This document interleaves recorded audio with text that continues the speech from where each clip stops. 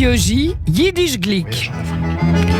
Henri Kissiel, bonjour. Bonjour Lise, bonjour à Serge, à la technique et bonjour à tous. Voilà, et à Ben aussi. Et qui est caché dans son coin. Aujourd'hui, vous allez nous parler dans Yiddish Glick d'un immense artiste. Et comment hein? Pendant presque 20 ans, il a été l'auteur, le compositeur, le producteur ou l'interprète de dizaines de chansons qui restent aujourd'hui gravées dans la mémoire de plusieurs générations. Pianiste, auteur, compositeur, interprète. Je crois que ça y est, les auditrices, les auditeurs allez, commencent. j'ajoute troubadour. Voilà, troubadour, directeur artistique, arrangeur. Il a été célèbre à quel âge ? 17 ans. Voilà, découvreur de qui ? Véronique Sanson. Et mari et complice de France Gall, bien sûr. Il est créateur de la comédie musicale Starmania. Compositeur pour Johnny Hallyday. Et beaucoup d'entre vous l'auront sans doute reconnu. Il s'agit bien sûr, Henri, de Michel Berger. Il manque quelqu'un près de moi.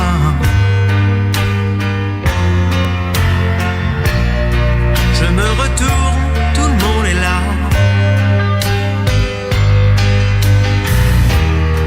D'où vient ce sentiment bizarre que je suis seul parmi tous ces amis? Ah là là, nostalgie, hein. Oui, quelques mots d'amour alors, Henri. Tout ce qu'il composait se transformait en or. Michel Jean Hamburger, c'est son nom entier, est né le 28 octobre 1947. Il est le fils du professeur Jean Hamburger. C'est un grand professeur de médecine, un néphrologue réputé.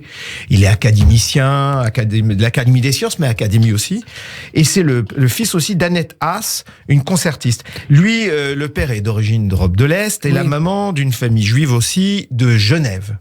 Alors, en 1953, Michel est âgé de 6 ans lorsque son père, ayant subi une sérieuse opération des poumons qui le laisse partiellement amnésique, abandonne alors femme et enfants sans aucune explication. C'est quelque chose de fou, qui paraît insensé. Du jour au lendemain, c'est comme s'il ne les connaissait plus et il les abandonne. Et dès son plus jeune âge, sa mère alors l'initie à la musique qui devient son refuge. Alors il est scolarisé au lycée Carnot, dans le 17e. C'est un adolescent féru de littérature. Il écrit des poèmes et des contes. Il poursuit en parallèle ses cours de piano et il joue dans des petites formations avec ses copains du lycée. Alors on le retrouve dans les années 60 où il apparaît dans la célébrissime troupe Salut les copains grâce à son titre D'autres filles.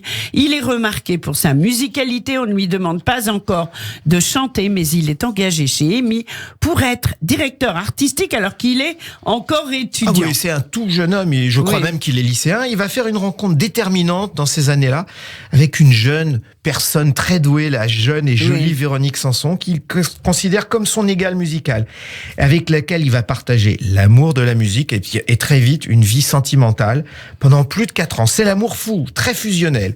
Et il va produire ainsi ses 2 premiers albums, des joyaux qui vont lui permettre de faire décoller la carrière de Véronique. Le résultat est magnifique. Premier album, Besoin de personne, c'est la chanson phare de l'album qui se trouve rapidement propulsée en haut des hit parades français.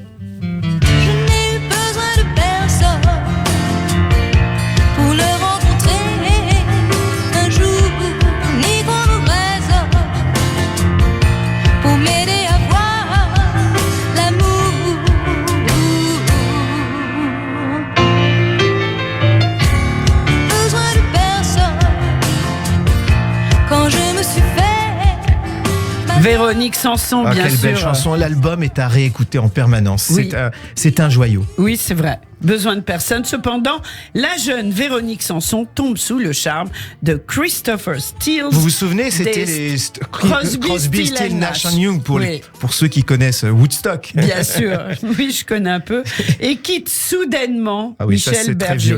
Très violent. Profondément triste et déprimé, il se sent trahi et une fois de plus abandonné, se plonge alors entièrement dans la musique, le seul palliatif à son immense douleur. Et ainsi naît en 73, juste après cette séparation, un album très personnel qui s'appelle Cœur brisé, où l'interprète et l'auteur ne font qu'un pour exprimer toute cette immense tristesse. Pour me comprendre, il faudrait savoir qui je suis.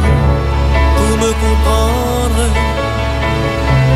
il faudrait connaître ma vie. Et pour l'apprendre,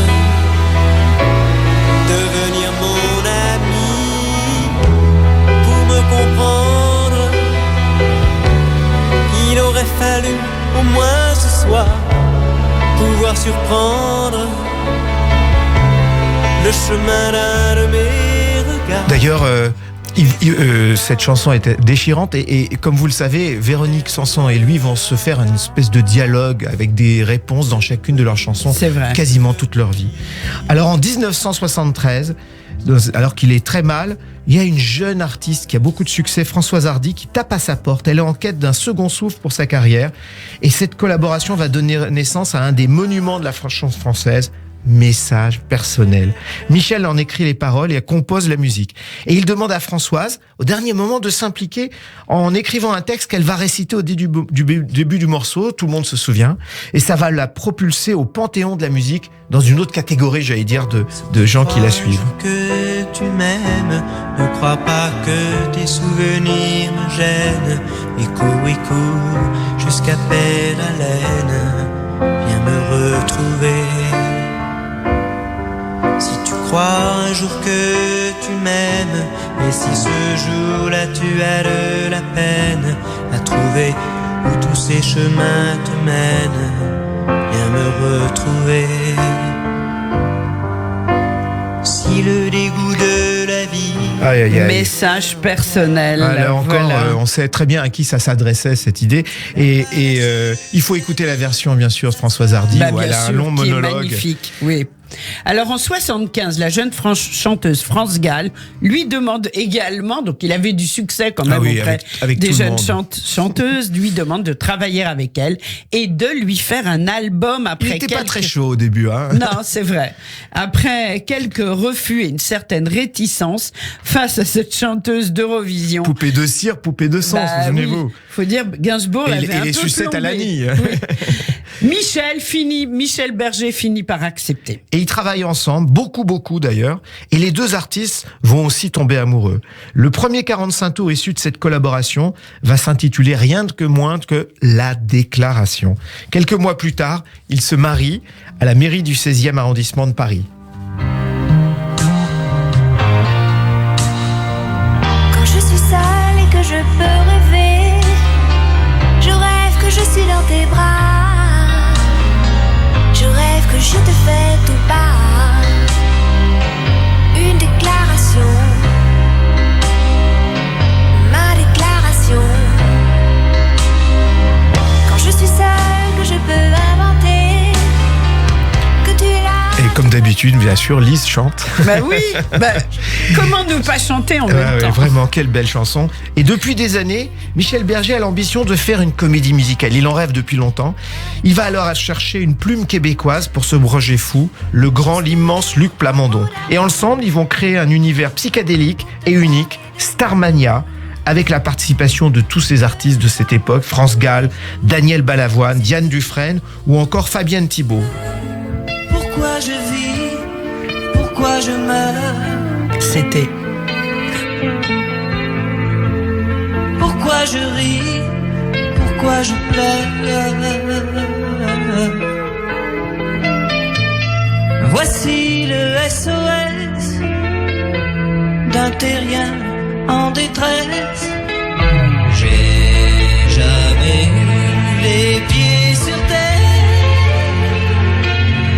J'aimerais mieux être un oiseau. Je suis mal dans ma peau. Je voudrais voir le monde à l'envers. Quelle émotion, il y a beaucoup d'émotions à Oui. écouter toutes ces voix, Toute la Balavoine. radio écoute l'émission là. Mais on oui, voit. c'est magnifique. Alors, justement, donc SOS d'un terrien désireux de donner un nouveau souffle à sa carrière arrive, Monsieur Johnny Hallyday. demande alors à l'auteur-compositeur Michel Berger de lui écrire une chanson. Pour Berger, c'est un album ou rien. Tout ou rien, c'est comme Voilà. ça, Michel Berger. Les deux hommes, qui à première vue n'ont pas grand-chose en commun, trouvent une complémentarité dans la personnalité de l'autre. Et quelle rencontre, hein, entre la Vraiment. bête de scène et la bête de studio. Un lien va se tisser incroyable. Et de cette rencontre va naître un album qu'il faut entendre et réentendre, Rock'n'Roll Altitude, avec plein de morceaux. Et notamment ce chef-d'œuvre que Johnny a fantastiquement interprété avec justesse, comme s'il avait réussi à s'accaparer toute la finesse de Michel Berger, Quelque chose de Tennessee. On a tous quelque chose en nous de Tennessee. Tennessee. cette volonté de prolonger la nuit, ce désir fou de vivre une autre vie, ce rêve en nous avec ses mots à lui, quelque chose de Tennessee. On peut pas ne pas chanter, hein, Henri. Il y a de l'émotion, on est voilà. Au bord des larmes, les amis. Là, hein. voilà. Alors, voilà, ça y est, il est enfin lancé. Alors, il est lancé. Michel Berger est enfin un auteur-compositeur reconnu. Il a été un tremplin pour Françoise Hardy, Véronique Sanson, France Gall, Daniel Balavoine et Johnny Hallyday. Mais il a une certaine frustration, c'est celle de ne pas être reconnu encore pour son talent de chanteur. Et oui, c'est un paradoxe incroyable. Et finalement, après plusieurs albums, il va sortir Beau Séjour. Et ce qu'il convoitait depuis des années arrive enfin. C'est l'album de la popularité, avec des chansons comme La groupie du pianiste, Quelques mots d'amour, Celui qui chante. On voit qu'il est en plein amour dans cette période. Plein amour, oui. Et tout le monde applaudit. Sur cette belle lancée, il va connaître d'autres succès comme Mademoiselle Chang ou Les Princes des Villes, ou alors cette fantastique chanson qu'on a tous dans nos cœurs, chantée pour ceux qui sont loin de chez eux.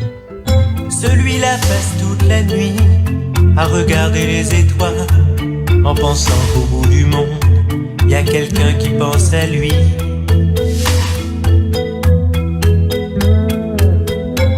Et cette petite fille qui joue, qui ne veut plus jamais sourire, et qui voit son père partout, qui s'est construit un empire.